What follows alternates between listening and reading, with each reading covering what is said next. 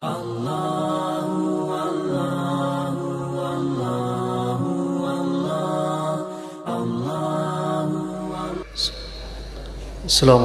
warahmatullahi wabarakatuh. Bismillahirrahmanirrahim. Alhamdulillahirabbil alamin. Nahmaduhu wa nasta'inuhu wa nastaghfir wa na'udzu billahi min syururi anfusina wa min sayyiati a'malina. May yahdihillahu fala mudilla lahu wa may yudlil fala hadiya lahu. Asyhadu an la ilaha illallah wahdahu la syarika lahu wa asyhadu anna Muhammadan abduhu wa rasuluh. Allahumma salli wa sallim ala nabiyyina Muhammad wa ala alihi wa sahbihi ajma'in. Amma ba'd. Rabbi shrah li sadri wa yassir li amri wa hlul 'uqdatam min lisani yafqahu qawli. Jamaah maghrib yang senantiasa mendapatkan rahmat Allah Subhanahu wa taala. Alhamdulillah, pada kesempatan ini kita masih dipertemukan Allah Subhanahu wa taala untuk sama-sama memurajaah tentang tauhid kita kepada Allah Subhanahu wa taala dalam kitab tauhid yang ditulis oleh Syekh Muhammad bin Abdul Wahhab rahimahullah dan disyarah oleh Syekh Al-Utsaimin rahimahullah taala. Semoga Allah Subhanahu wa taala senantiasa memberikan kita keteguhan dalam mentauhidkan Allah Subhanahu wa taala. Salawat dan salam tak lupa kita kirimkan kepada Rasulullah sallallahu alaihi wasallam, nabi panutan kita, dan tak bosan-bosannya kita memohon kepada Allah agar Allah Subhanahu wa taala mengumpulkan kita bersama beliau sallallahu alaihi wasallam di surganya kelak. Jamaah sekalian yang berbahagia, bab yang telah kita jelaskan pada pekan yang lalu adalah bab al-khauf minasyirk, bab tentang takut daripada kesyirikan. Telah kita sebutkan beberapa ayat yang telah dituliskan oleh penulis kitab ini, dan diakhiri dengan ayat Allah Subhanahu wa taala, wa janubani wa baniya an na'budal asnam, yaitu doa Nabi Ibrahim alaihissalam, wa janubani, ya Allah jauhkanlah aku, wa baniya, dan keturunanku dari penyembahan berhala. Asyahid min hadhil ayat, ya, beliau menjadikan ayat ini sebagai salah satu dalil untuk judul babnya, anna Ibrahim khafa syirk. Jadi judul bab kita di sini adalah bab tentang takut daripada kesyirikan. Dan Ibrahim alaihissalam dengan doanya tadi tersebut menunjukkan bahwasannya beliau seorang nabi, beliau seorang rasul dan khalilullah pun takut dengan atau dari kesyirikan. Wa huwa imam al-hunafa, ya, padahal beliau imam daripada ya millati Ibrahim ini, ya imam daripada agama tauhid, ya, para anbiya. Wa huwa sayyiduhum ma'ada Rasulullah SAW, dan beliau termasuk sayyidnya, ya, kecuali Rasulullah sallallahu alaihi wasallam tentunya lebih afdal daripada Nabi Ibrahim alaihissalam. Kemudian disebutkan hadis Nabi sallallahu alaihi wasallam, akhwafu ma akhafu alaikum asyirkul asghar, yang paling, ya, akhwafu di sini adalah merupakan ismu tafdil, yang paling, ya, akhwafu ma akhafu alaikum, yang paling aku takuti atas kalian adalah asyirkul asghar, syirik kecil. Fasuila anhu, maka beliau ditanya sallallahu alaihi wasallam, apa syirik kecil itu yang dimaksud?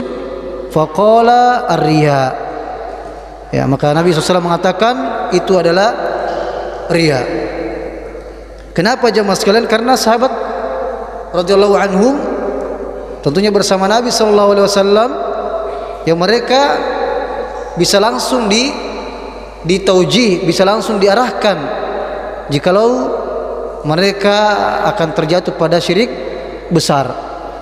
Namun syirik kecil ini yang bisa saja menimpa siapa saja dari kalangan muslimin, hatta bahkan itu kepada para sahabat, sehingga Nabi SAW pun mentahdir, mengingatkan dengan penyakit yang seperti ini. Waliyadzubillah. Kemudian disebutkan di sini apa itu ar-riya? War-riya'u ayya'budallaha liyarahun nasu fayamdahuhu ala kaunihi abida. Riya adalah menurut penjelasan Syekh Al-Utsaimin rahimahullah, ayya'budallaha, seseorang menyembah Allah Subhanahu wa taala, beribadah kepada Allah Subhanahu wa taala dari semua jenis macam ibadah. Liyarahun nas, agar manusia melihatnya. Jadi tujuannya beribadah untuk dilihat oleh manusia. Fayamdahuhu, sehingga manusia tersebut akan memujinya, ala kaunihi abida, bahwasanya dia adalah seorang hamba, ya, abid, ahli ibadah. Walaysa yuridu an takuna al-ibadah linnas li'annahu law arada dzalika lakana syirkan akbar. Bukan tujuannya ibadah untuk ditujukan kepada manusia. Ini perlu dibedakan. Jadi kalau ada orang, jadi riya itu jamaah sekalian, khususnya yang masuk kategori syirik kecil, ya, sekali lagi walaupun syirik kecil itu lebih besar daripada dosa-dosa besar yang lainnya, namanya syirik, ya, lebih besar daripada dosa-dosa besar yang lainnya. Dan di sini beliau membedakan, memberikan pengertian bahwasanya riya dalam ibadah adalah menyembah Allah Subhanahu wa taala. Ibadah yang ditujukan kepada Allah Subhanahu wa taala ini, namun dia lakukan agar manusia melihatnya. Adapun, ya, kata Syekh, jikalau dia lakukan ibadah ini untuk manusia, maka ini sudah termasuk syirik besar. Waliyadzubillah. Karena memang murni untuk manusia, bukan untuk Allah Subhanahu wa taala, bukan menyembah Allah Subhanahu wa taala. Li'annahu law arada dzalika lakana syirkan akbar. Karena kalau itu tujuannya, maka dia telah terjatuh pada syirik besar. Waliyadzubillah. Faqad yakunu wadh-dhahir anna hadha ala sabil at-tamtsil wa illa faqad yakunu riya'an. Dan tentunya, ya, secara zahirnya ini cuma sekedar salah satu contoh. Wa illa, karena ada juga selain namanya riya, yaitu wa qad yakunu sema'an, yaitu sum'ah, ingin memperdengarkan kebaikannya. Ay yaksudu bi ibadatihi ay yusmi'ahu an-nas fayuthnu alaihi, fa hadha dakhil fi riya, fa at-ta'bir bi riya min bab at-ta'bir bil aghlab. Jadi sum'ah itu juga sudah masuk di dalam, ya, syirik kecil ini. Dia melakukan suatu amalan agar didengar manusia, sehingga manusia itu pun, ya, memujinya. Tujuannya untuk mendapatkan pujian manusia. Waliyadzubillah. Kenapa disebutkan di sini riya? Karena riya lah yang paling dominan daripada sum'ah. Namun kata Syekh, amma in arada bi ibadatihi ayyaktadiya an-nasu bihi fiha falaysa hadha riya. Namun kalau dia melakukan suatu ibadah tujuannya agar manusia juga mengikutinya, ya, memberikan contoh misalnya agar yang lain juga ikut melaksanakan, maka ini bukan termasuk riya. Bal hadza min ad-da'wati ila Allah. Justru ini merupakan salah satu tata cara berdakwah. Karena ada dakwah secara langsung, menyampaikan langsung, ada dakwah secara tidak langsung. Misalnya dia sholat misalnya, ya sholat sunat, supaya mungkin orang-orang yang baru melihatnya ikut juga sholat. Tentunya ini merupakan salah satu dakwah yang tidak secara langsung, dijadikan sebagai qudwah, panutan. Maka ini tidak termasuk riya. Jadi kembali kepada niat kita masing-masing. Wariyau yang qasimu bi'tibari ibtalihi lil ibadah ila qismain. Dan riya ini terbagi kepada dua bagian dari sisi pembatal ibadah tersebut. Ya, yang pertama, ayyakuna fi aslil ibadah, ay ma qama yata'abbad illa lirriya. Jikalau ibadahnya itu memang dilakukan untuk riya, maka amalnya ini batil, mardudun alaihi, dan ditolak sebagaimana dalam hadis yang disebutkan. Kemudian yang kedua, ayyakuna riya tari'an alal ibadah. Jadi yang pertama tadi ini memang sejak awal dia lakukan untuk manusia, maka secara otomatis tidak diterima ibadahnya,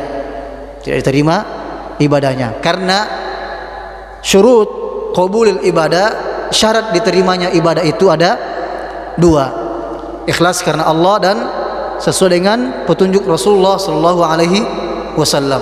Sebagaimana Allah Subhanahu wa taala menyebutkan, "Wa ma umiru illa liya'budullaha mukhlishina lahuddin hunafa." Dan tidaklah kami menyuruh manusia itu kecuali untuk beribadah kepada kami, ya, dalam keadaan ikhlas dan hunafa, dengan jalan yang lurus. Liyabluwakum ayyukum ahsanu amala, untuk menguji kalian siapa yang terbaik amalannya, yaitu akhlasuhum wa aswabuhum, yang paling ikhlas dan paling sesuai dengan petunjuk Rasulullah sallallahu alaihi wasallam, sebagaimana yang ditafsirkan oleh Fudail bin Iyad rahimahullah. Nah, kemudian yang kedua, ayyakuna riya tari'an 'alal ibadah. Riyanya ini muncul pada saat dia melakukan ibadah tersebut, bukan dari awal. Ay anna asal ibadah lillah, sejak awal dia niat beribadah untuk Allah. Lakin tara'a 'alaiha riya, namun di saat dia sedang beribadah, menjalankan ibadah tersebut, maka tiba-tiba muncul perasaan ingin dilihat. Bagaimana ini? Fahada yang qasimu ila qismain. Maka ibadah yang seperti ini terbagi dua. Yang pertama, ayyudafi'ahu fahada la yadurruhu. Maka yang pertama adalah dia berusaha menghalanginya atau melawan riya ini, sehingga hal ini tidak memberikan pengaruh pada ibadahnya tersebut, tidak memberikan pengaruh pada ibadahnya tersebut. Mithaluhu, kata Syekh rahimahullah, misalnya rajulun shalla rak'ah, seseorang di awal salatnya pada rakaat pertama karena Allah Subhanahu wa taala. Tsumma jaa unas fi rak'ati tsaniyah. Ya, misalnya dia salat sunat misalnya. Ada perasaannya ada orang masuk di saat dia pada rakaat kedua. Fa hasala fi qalbihi syai', sehingga karena dia merasa ada orang yang melihatnya, dia pun berusaha untuk memperbagus sholatnya, memperpanjang, memperlama sholatnya. Padahal kalau sholat sendiri begitu cepatnya. Waliyadzubillah. Tapi karena ada orang, dia merasa ada orang melihatnya, maka dia berusaha memperbaiki sholatnya dan memperpanjang atau memperlama sholatnya, ruku'nya atau sujudnya. Au tabaka wa ma asbaha dzalika, atau dia berusaha untuk menangis misalnya, ya tujuannya karena ada yang, ya dia rasa ada orang yang melihatnya. Fa in dafa'ahu, kalau dia berusaha untuk melawannya, fa innahu la yadurruhu li'annahu qama bil jihad, maka hal tersebut tidak mempengaruhi solatnya karena dia berusaha untuk melawannya. Al-qismu tsani, ya bagian yang kedua, ayyastarsil ma'ahu, dia tidak berusaha melawannya, bahkan terus menerus dengan keadaan seperti itu. Fa kullu amalin yansha'anir riya fa huwa batil, maka salatnya tersebut batil. Ya, kama law atala al-qiyam aw ruku' aw sujud aw tabaka fa hadha kullu amaluhu habit, maka semua amalannya tadi dari awal sampai selesai itu ya sia-sia saja.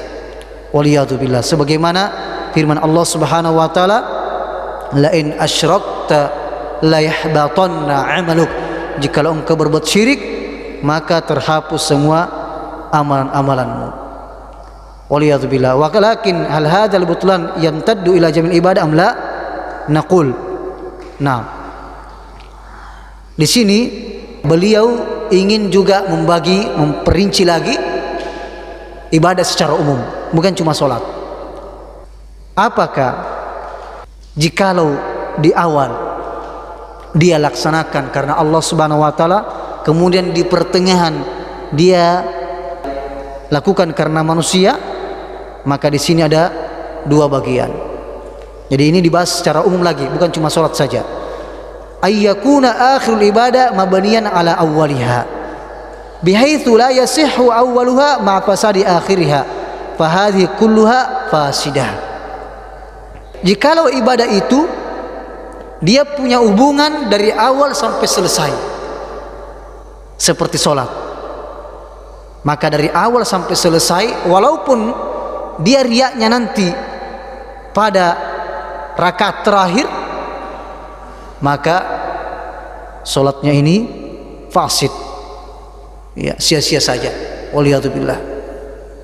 Karena sholat itu adalah pengertian secara istilah, ya gerakan khusus yang dimulai dari takbiratul ihram sampai salam. Itu ya makna sholat secara istilah. Jadi dia saling berhubungan. Sama halnya kalau waliyadzubillah kita sementara sholat tiba-tiba buang angin, apakah membatalkan seluruhnya atau disambung? Setelah berwudu misalnya langsung dia sambung di situ? Tidak kan? Harus dari awal. Begitulah jamaah sekalian, tauhid ini punya juga pembatal-pembatal. Makanya kita harus perhatikan, sholat punya pembatal, ya wudu punya pembatal, begitu juga dengan kalimat tauhid kita. Makanya kita harus perhatikan baik-baik. Dan ini pentingnya kita terus memurajaah, mengevaluasi tentang tauhid kita kepada Allah Subhanahu wa taala. Kemudian jenis yang kedua, jenis ibadah yang kedua, ayyakuna awwalul ibadah munfasilan an akhiriha. Jenis kedua ini ibadahnya tidak ada hubungannya dari awal, bihaits yasihu awwaluha duna akhiriha, di mana ibadah yang pertama dia lakukan ini karena Allah Subhanahu wa taala beda dengan ibadah yang dilakukan untuk manusia. Beliau mencontohkan apa? Misal rajulun indahu mi'ar riyal, seseorang yang bersedekah dengan 100 riyal, atau kalau kita mungkin ya contoh kecil 10.000 misalnya, bersedekah di kotak yang pertama karena Allah Subhanahu wa taala. Kemudian ada kotak yang kedua, dia lakukan karena riya. Maka yang pertama tadi ini ikhlas, insyaallah diterima oleh Allah Subhanahu wa taala. Adapun kotak yang kedua ini riya, ini yang tidak diterima. Jadi dia tidak ada hubungannya dengan yang pertama dengan yang kedua. Nah, ini pembagian yang disebutkan oleh Syekh rahimahullah. Kita sambung dengan hadis yang lain. Dan semoga Allah Subhanahu wa taala menjaga kita dari penyakit riya yang sangat berbahaya ini. Dan bahkan para ulama kita, para salafus saleh mengatakan tidak ada sesuatu yang paling sulit aku obati kecuali keikhlasan. Maka memang kita harus berusaha betul-betul menjaga hati kita agar hanya untuk kita lakukan untuk Allah Subhanahu wa taala semata. Di antaranya mungkin pernah kita juga sebutkan bagaimana agar kita tidak atau terhindar dari penyakit riya ini. Kita lakukan amal tersebut dan mengingat bahwasanya belum tentu amal kita ini diterima. Kemudian begitu banyak dosa-dosa kita, ya, sudah banyak dosa-dosa, lalu kita melakukan amalan-amalan bukan lagi karena Allah Subhanahu wa taala, waliyadzubillah.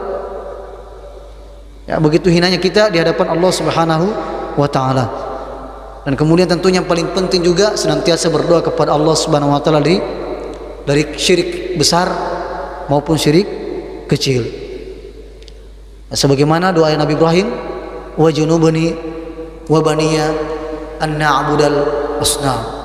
Ini ya jamaah sekalian bisa dapatkan dalam surat Ibrahim ayat 35. Ya, doanya Nabi Ibrahim ya, surah Ibrahim ayat 35. Wa junubni wa baniya an na'budal asnam. Ya Allah, jauhkanlah aku dan keturunanku dari penyembahan berhala, menyembah selain Allah Subhanahu wa taala. Hadis selanjutnya, wa ani bin Mas'udin radhiyallahu anhu, dari sahabat Ibnu Mas'ud radhiyallahu anhu, anna Rasulullah sallallahu alaihi wasallam qaal, bahwasanya Rasulullah sallallahu alaihi wasallam bersabda, man mata wa huwa yad'u min dunillahi niddan dakhala an-nar. Barang siapa yang meninggal dan dia pernah melakukan kesyirikan, menjadikan tandingan untuk Allah Subhanahu wa taala, maka dia akan memasuki neraka. Kemudian jemaah sekalian, tentunya ini sudah sangat jelas menjelaskan kita begitu bahayanya penyakit riya ini dan yang semacamnya. Wali Muslimin an Jabir anna Rasulullah sallallahu alaihi wasallam qol, dari riwayat Muslim yang diriwayatkan oleh sahabat Jabir radhiyallahu anhu, anna Rasulullah sallallahu alaihi wasallam qol, bahwasanya Nabi SAW bersabda, man laqiyallaha la yusyriku bihi syai'a dakhalal jannah. Barang siapa yang bertemu dengan Allah Subhanahu wa taala, tidak pernah menyekutukan Allah Subhanahu wa taala dengan sesuatu, maka akan masuk surga Allah Subhanahu wa taala. Ya, sebagaimana pernah kami jelaskan, yang jelasnya kalau dia tidak pernah berbuat syirik, tidak melakukan kekufuran, kemudian dia meninggal, ujung-ujungnya akan dimasukkan ke dalam surga Allah Subhanahu wa taala. Kalau ada dosa-dosanya selain daripada syirik, itu kembali kepada kehendak Allah Subhanahu wa taala. Apakah Allah Subhanahu wa taala mencucinya terlebih dahulu di dalam neraka, waliyadzubillah, ataukah Allah Subhanahu wa taala akan mengampuninya karena ya rahmat Allah Subhanahu wa taala. Wa man laqiyahu yusyriku bihi syai'a, adapun barang siapa yang berjumpa dengan Allah Subhanahu wa taala dalam keadaan pernah mensyirikatkan Allah Subhanahu wa taala, maka dia akan memasuki neraka, waliyadzubillah. Tentunya ini yang jelas-jelas yang tidak pernah bertobat dari kesyirikan. Karena di antara sahabat Nabi juga radhiyallahu anhu pernah awalnya berbuat kesyirikan, namun karena masuk Islam, dengan keislamannya itu maka akan menghapuskan amalan-amalan keburukannya dahulu, ya terutama kesyirikan dan yang lainnya. Jadi yang dimaksudkan di sini adalah yang berjumpa dengan Allah Subhanahu wa taala dan tidak bertobat dari dosa syiriknya. Kemudian jemaah sekalian, kita pindah kepada bab yang selanjutnya. Bab ad-du'a ila syahadati an la ilaha illallah. Bab tentang mendakwakan kepada syahadat an la ilaha illallah. Hadha tartib alladzi dzakara al-muallif min ahsani ma yakun. Urutan-urutan bab ini yang telah diurutkan oleh penulis, urutan yang sangat baik. Kenapa? Karena li'annahu lamma dzakara tauhidal insan bi nafsihi dzakara da'wata ghairihi ila dzalik. Karena setelah beliau menyebutkan bab-bab tentang usaha untuk memurnikan tauhid kepada Allah Subhanahu wa taala untuk diri masing-masing, maka sekarang beliau menuliskan bab agar tidak mencukupkan untuk diri kita sendiri, namun kita berusaha juga untuk saudara-saudara kita yang lain agar bisa mentauhidkan Allah Subhanahu wa taala. Dan inilah tentunya di antara hal yang terpenting daripada persaudaraan jamaah sekalian, sebagaimana dalam sabda Nabi sallallahu alaihi wasallam, la yu'minu ahadukum, belum sempurna keimanan seseorang di antara kalian, hatta yuhibba ma yuhibbuhu li akhi ma yuhibbu li nafsi, wa kama qala sallallahu alaihi wasallam. Dia belum sempurna keimanannya sampai dia mencintai untuk saudaranya sebagaimana dia mencintai untuk dirinya sendiri. Kita cinta kebaikan, ya, kita cinta hidayah, kita cinta agar kita bisa masuk surga. Maka tentunya ya belum dikatakan sempurna keimanan kita sampai kita juga menularkan kecintaan ini untuk diri kita sendiri kepada saudara kita. Karena innamal mu'minuna ikhwah, dan orang muslim itu ya bersaudara, orang beriman itu bersaudara. Terutama juga jemaah sekalian kepada saudara-saudara kita yang belum memahami agama Islam ini dengan sebaik-baiknya. Kata Allah Subhanahu wa taala sebagaimana yang disebutkan oleh penulis setelah menyebutkan bab ini, beliau menuliskan firman Allah Subhanahu wa taala, wa qaulullahi ta'ala qul hadhihi sabili ad'u ila Allahi ala basirah. Katakanlah wahai Muhammad, wahai Rasulullah, hadhihi sabili, inilah jalanku, ad'u ila Allah. Apa jalannya Rasulullah SAW? Perhatikan jamaah sekalian, kalau kita betul-betul ingin mengatakan diri kita berada di jalannya Rasulullah SAW, perhatikan bagaimana jalannya Nabi SAW, bagaimana tuntunannya. Ad'u ilallah, saya berdakwah ke jalan Allah Subhanahu wa taala, ala basirah, di atas basirah, ilmu. Di sini ada hal yang terpenting jamaah sekalian berkaitan dengan ayat ini. Kul hadhihi sabili al-musyar ilaihi ma jaa bihi an-nabiy sallallahu alaihi wasallam min asy-syara' ibadatan wa da'watan ila Allah sabili tariqi. Yang dimaksudkan di sini adalah segala sesuatu yang datang dari Nabi sallallahu alaihi wasallam dari syariat Allah Subhanahu wa taala, termasuk dalamnya ibadah dan mendakwakannya. Ad'u, saya mendakwakan ilallah, ya, kepada Allah Subhanahu wa taala. Tujuannya untuk Allah Subhanahu wa taala. Li'anna ad-du'a ilallah yanqasimuna ila qismain. Karena berdakwah di jalan Allah itu terbagi dua jemaah sekalian. Yang pertama, da'in ilallah wa da'in ila ghairihi. Jadi di sini sebutkan secara umum berdakwah di jalan Allah. Inilah jalanku, aku berdakwah di jalan Allah ala basirah, di atas ilmu. Bukan sekedar berdakwah tapi harus dengan ilmu. Namun sebelumnya kita jelaskan, beliau menjelaskan di sini rahimahullah, berdakwah di jalan Allah itu ada dua jenis.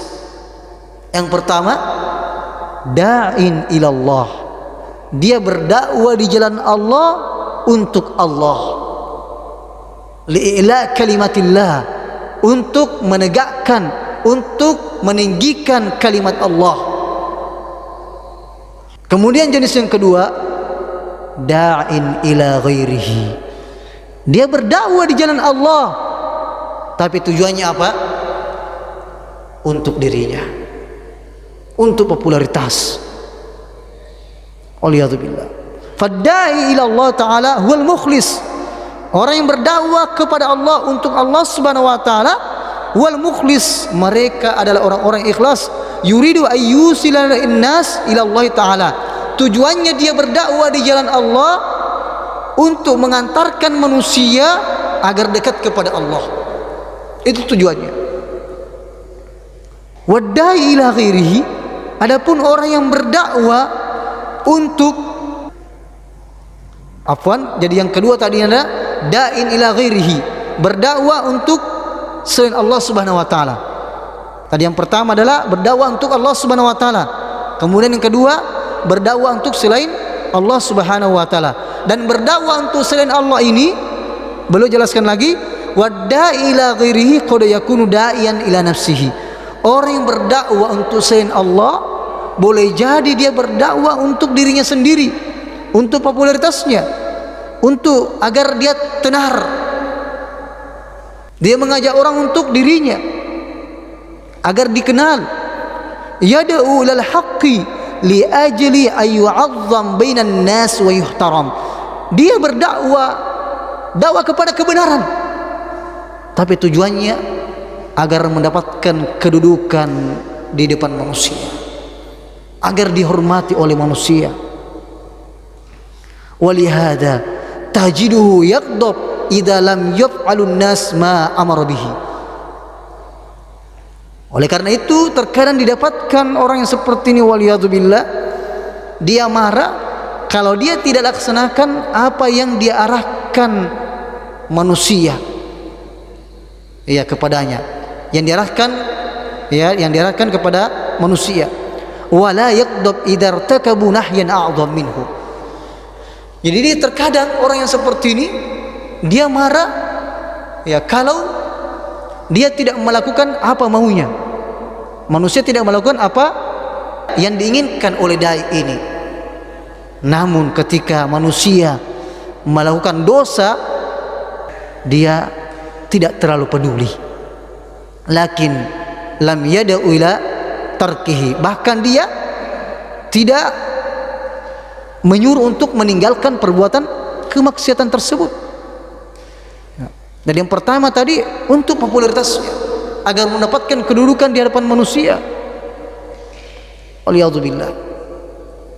Dan ini penyakit yang harus senantiasa diobati oleh seorang dai. Orang menyeru ke jalan Allah Subhanahu wa taala, menyeru kepada kebenaran, jangan sampai tujuannya untuk terkenal. Karena itu jamaah sekalian, hadis yang masyhur yang sudah sering kita dengar, yang membuat para perawinya hadis ini menjadi bahkan jatuh pingsan, sebagaimana dalam hadis Nabi SAW, awal man tusa'ar bihimun nar, yang paling pertama akan dicampakkan, diseret ke dalam neraka, waliyadzubillah, qabla ubadil awsan, sebelum penyembah-penyembah berhala, sebagaimana dalam penjelasan ulama kita. Siapakah mereka jamaah sekalian? Orang yang mempelajari Al-Quran, orang yang belajar. Pada hari kiamat dikatakan, apa yang kau lakukan? Dia katakan, ya Allah, saya belajar Al-Quran, saya belajar ilmu agama ini, tujuan saya untuk setelah itu mengajarkan kepada manusia. Saya belajar untukmu ya Allah.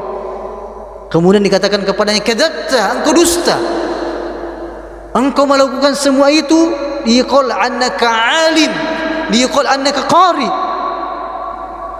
Engkau melakukan semua itu agar engkau mendapatkan gelar alim, mendapatkan gelar qari. Wa qad yuqal wa qad qil, dan itu telah kau dapatkan gelar tersebut untuk manusia. maka dia pun diseret ke dalam neraka. Waliyadzubillah. Orang yang kedua, al-munfiq fi sabilillah, orang yang dermawan, berimpak, tidak ada donasi-donasi kecuali dia pasti berimpak. Maka dia katakan, ya Allah, saya tidak meninggalkan sedikit pun celah untuk berimpak kecuali saya berimpak di situ karenamu ya Allah. Maka dikatakan, kadzabta, engkau dusta, engkau lakukan semua itu liqal annaka jawad, agar engkau dikatakan jawad, orang yang dermawan. Wa qad qil, dan itu pun engkau dapatkan gelar tersebut. Maka dia pun diseret ke dalam neraka Allah Subhanahu wa taala. Yang ketiga, al-mujahid fisabilillah, orang berjihad di jalan Allah Subhanahu wa taala. Dia katakan, saya berjihad untukmu ya Allah. Namun dikatakan kepada, kadzabta, engkau dusta, engkau lakukan semua itu untuk dikatakan engkau adalah pahlawan, pemberani. Engkau telah mendapatkan gelar tersebut, sanjungan tersebut, dan itu yang kau inginkan. Dia pun diseret ke dalam neraka Allah Subhanahu wa taala. Semua adalah amalan soleh, jemaah, amalan yang baik, bahkan memiliki keutamaan sangat besar di sisi Allah Subhanahu wa taala, janji yang sangat mulia di sisi Allah Subhanahu wa taala.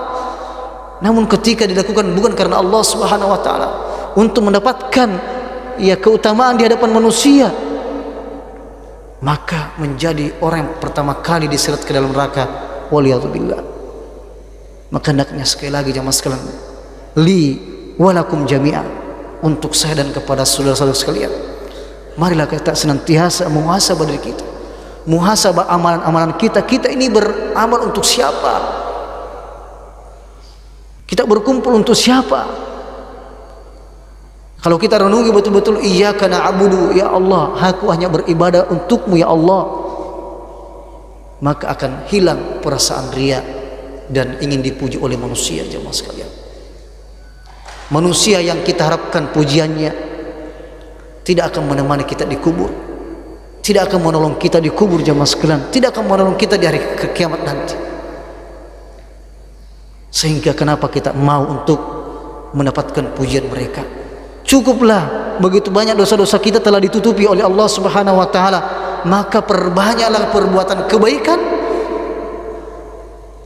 yang tersembunyi, yang tidak ada yang mengetahui kecuali Allah Subhanahu wa taala. Kemudian yang kedua, jemaah sekalian, disebutkan di sini, ya selain ya boleh jadi orang yang menyeru di jalan Allah tapi tujuannya untuk selain Allah, ya, apakah dia berdakwah untuk dirinya sendiri, ataukah wa qad yakunu da'iyan ila ra'isihi kama yujad fi katsirin min ad-dual min ulama'id dolal min ulama'id dual la ulama'il milal yad'una ila ru'asaihim, berdakwah untuk siapa? Untuk pemimpinnya, untuk yang dihormati, untuk membesarkan pemimpinnya misalnya. Yang jelasnya bukan untuk Allah Subhanahu wa taala. Olehnya itu jamaah sekalian, di sini disebutkan oleh Nabi kita Muhammad sallallahu alaihi wasallam, "Wa man da'a ila Allah tsumma ra'a an-nas farina minhu fala yai'as wa yatrukud da'wah." Oleh karena itu, barang siapa yang berdakwah di jalan Allah dan untuk Allah Subhanahu wa taala,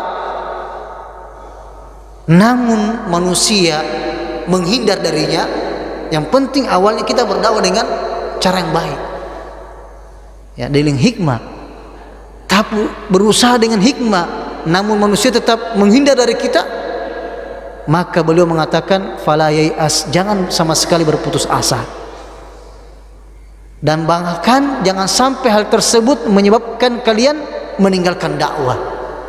Bukankah pada riwayat yang lalu jamaah sekalian kita telah menyebutkan Nabi kita Muhammad SAW melihat dalam mimpinya apa? Melihat Nabi ada pengikutnya 2 atau 3, bahkan mendapati Nabi tidak ada sama sekali pengikutnya.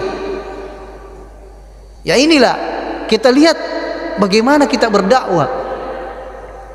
Jangan sampai kita sudah berdakwah mendapatkan olok-olokan, mendapatkan celaan, bahkan manusia menghindar dari kita, ya, menyebabkan kita pun menjadi lemah. Jangan jamaah sekalian. Ya, coba perhatikan.